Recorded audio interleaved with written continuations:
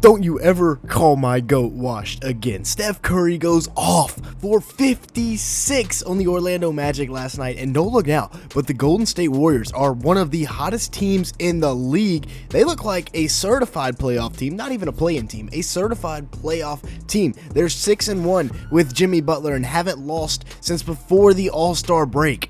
And last night, we all got to witness a vintage Stephen Curry performance, going off to the tune of 56 points, 4 rebounds, 3 assists, 2 steals in 35 minutes on 16 of 25 shooting from the field, and he was 12 for 25 from beyond the arc.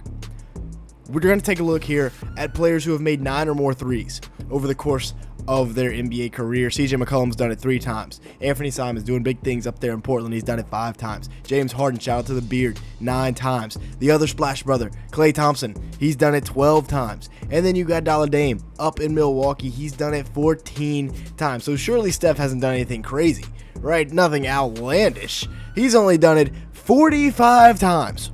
Throughout the course of his career has he hit 9 or more threes in a game. An absolutely ridiculous number. So that seems so crazy. We got to look at 10 3-pointers or more made over the course of your NBA career in a single game. James Harden's done it 3 times. Shout out to Zach LaVine. I know he's in Sacramento now. He's done it 3 times. Dame, he's done it 6 times. And then the other Splash brother, Klay Thompson, he's done it 9 times. So surely Steph Curry hasn't done it 3 times more than second place among active players. He's done it 26 times. There's been 26 times that this man has hit 10 or more threes in a single game over the course of his career. This is the greatest shooter of all time. We've known this for quite some time. Just enjoy getting to watch this man play. Now, he's also got the Jimmy effect with him right now, which frees him up a little bit more, but he's still pretty unstoppable. Getting to the other side of the rim, using it as a shield over the shot blocker. Same thing right there. Uses that rim so well to prevent the shot blocker from getting it, and then this is just stupid, right? Who in their right mind would pull this from the logo, much less? You see 2 guys sitting there standing, waiting for you, and you just decide, all right, the best course of action here is I'm going to pull this from the logo. Whatever works. I mean, when you're the GOAT, you're the GOAT when it comes to shooting. Over Wendell Carter Jr., that's ridiculous. And then this is when you know he's got it going. Look at Draymond's reaction, right? He's seen this before. This isn't nothing new. And then Kentavious Caldwell-Pope, renowned perimeter defender. Doesn't matter. Putting him on skates. Then just go ahead and get your 9th of the night right there. We need to close it out, hit Quentin Post, then back out to Steph for the 3 ball. He's got Kentavious Caldwell-Pope running in circles like a dog chasing his tail, and it still doesn't matter.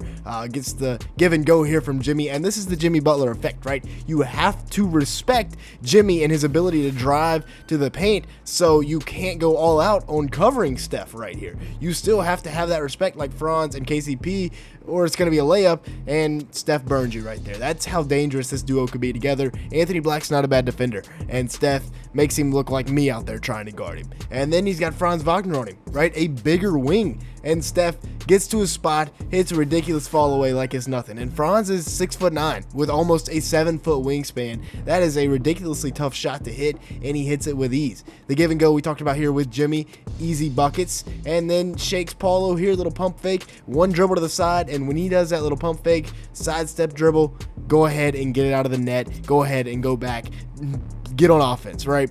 Now, I know a lot of y'all, if you're a Warriors fan, are Steve Kerr haters, but let's just take a look at some of the actions he gets Steph into, right, to get him the rock. So we're going to get a lot of screening actions here early with Steph eventually popping up, and then Quentin Post is going to sprint into a ball screen. Eventually, what we're going to have is everybody on the opposite side of the floor from Steph, and that leaves him one-on-one with Goga Bitadze for an easy 3 ball. Now we're going to get into a little horns action, and horns is when you got 2 guys at the elbows, 2 guys in the corner, and then your point guard. We're going to give it to Jimmy and hit the little flare screen here for Steph. Podziemski's going to cut through, and Steph's going to be wide open on the weak side, and that's a shooter's bounce right there. I mean, 1 off the top of the backboard for 2, 3, and then it goes in off the 4th bounce. And then here, he denies the ball screen, so Jimmy's going to get into a little dribble handoff here, and then Quentin Post is going to set a simple down screen. Steph's going to curl it and hit the easy 3 ball. Really good action here by Steve Kerr, getting Steph open looks, running him off screens. That's what you can do with him playing off the ball. On the year, he's averaging 23.3 points, 6.1 assists, 4.4 rebounds, and 1 steal, which isn't exactly a prime Steph year, right? 44% shooting from the field, 39% from 3. He's getting up there. but he can still go off. And over his last 10 games, he has been going off. 31.4 points per game, 5.4 assists, 4.3 rebounds in 32 minutes a night, and doing stuff like this, where he just decides to pull up over 2 people from the logo. He's shooting 47% from the field and 40% from 3 on 14 attempts in his last 10 games.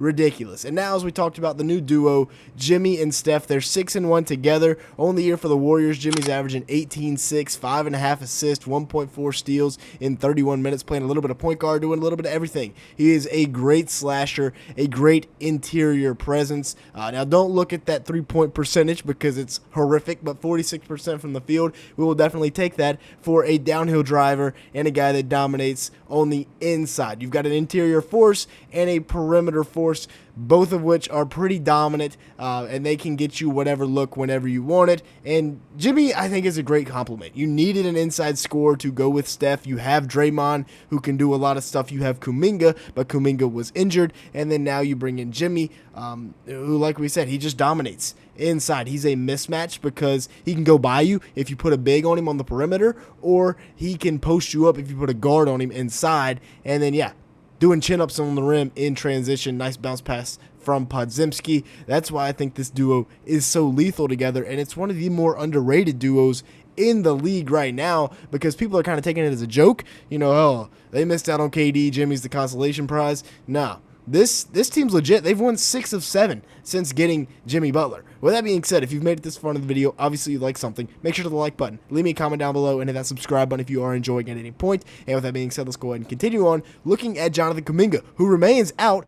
And once he comes back, you have 2 interior forces.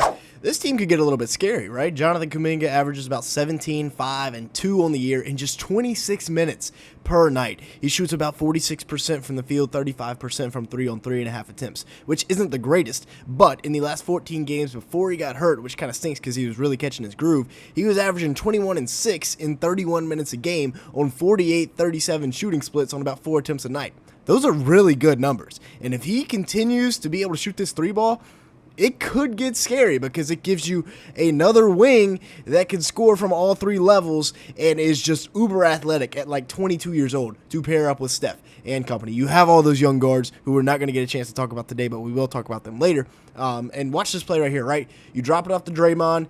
Royce O'Neal goes to help. Jonathan Kuminga just cuts in right behind him. KD doesn't rotate down, and it's an easy dunk for the high-flying Kuminga. And then you got different play, same result. That is nasty right there. It's too much athleticism, right? Draymond and Kuminga working together with Butler out there on the court. It's going to look like this Nuggets offense, right? With elite passers, elite cutters.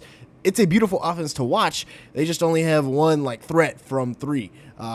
In Steph. You got some other guards that can shoot a little bit, but Kuminga can also score isolated. You can ISO him up. Everybody's taking away Jimmy and Steph. You can ISO Kuminga and get him to get buckets. Going downhill right here, he makes the correct read to find Lindy Waters. That's a beautiful pass, right? Pick and roll, throw behind. That's what every NBA offense is founded on, and Kuminga makes the correct read for the easy 3-ball. Now, with that being said, if you made it this far in the video, we're going to have to cut it short. Thank you so much for watching. Make sure to the like button. Leave me a comment down below and hit that subscribe button if you did enjoy at any point. We're looking for about 300 likes on today's video. And with that being said, thank you so much for watching.